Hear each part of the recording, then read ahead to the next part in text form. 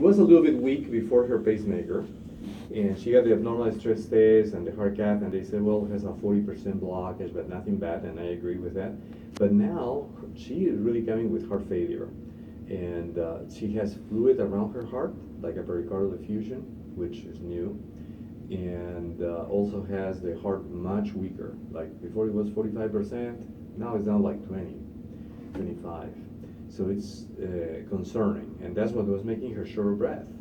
So she's pacing on the ventricle like 80% of the time, and she's not so much in AFib, but is the possibility that the heart getting the electrical signal in one side is kind of desynchronous, and pacing so much, then that may actually contribute to weakening the heart muscle, and putting an extra wire on the pacemaker might help us to improve that. At least partially, you know. She does have a leaky mitral valve, and the echo looked like was leaking at least smaller and maybe more, but the chamber is not as bad as you would expect for a severe leakage, and in this test, it doesn't look to be as bad. So it's significant, but sometimes that's because of the malfunction of the heart muscle getting weak also. So here, the arteries look pretty good. There's really no new blockage. The reason we decided to do this test is because this morning, we were talking about upgrading the pacemaker and doing that tomorrow, but as I walk out, they call us that her heart had gone, you know, like several beats of ventricular tachycardia.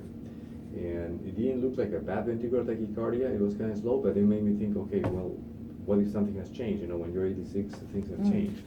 Can change that easily. And this is the right coronary artery, and that one doesn't look too bad. It's very mild plaque, nothing serious. And this is the pumping chamber, and it's just kind of not doing a nice squeeze. So I think the pacemaker might help. I may stop the blood thinner because of the blood thinner can make it that fluid around her heart can start bleeding easy, and then it can get big pretty quick. Mm-hmm. So we don't want that, and she doesn't need the blood thinner as much. She does not want to be resuscitated, so I think all it will take is to upgrade the pacemaker to a biventricular pacemaker, and hopefully that will help with that. And I also put here on the best medications we have for weakening of the heart muscle, because she was taking some medicines that would be good for that, but not our best armamentarium.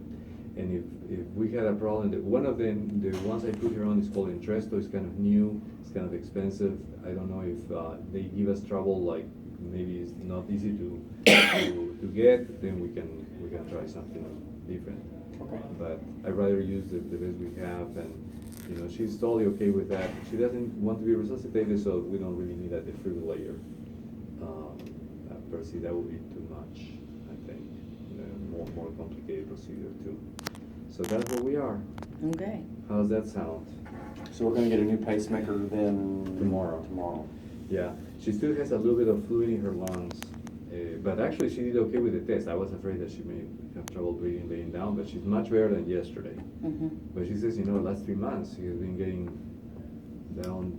I checked on when they put her back on the Lasix. It was February 1st. Yeah. Is when her ankles got great big, and they put her back on it. Yeah.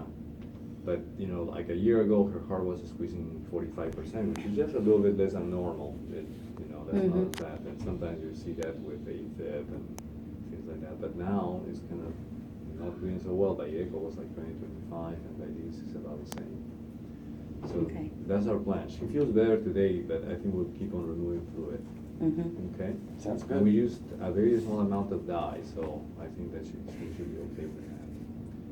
All right. Okay. Thanks. Thank you. You're welcome. Yeah, thank you very much. Yes, you take care.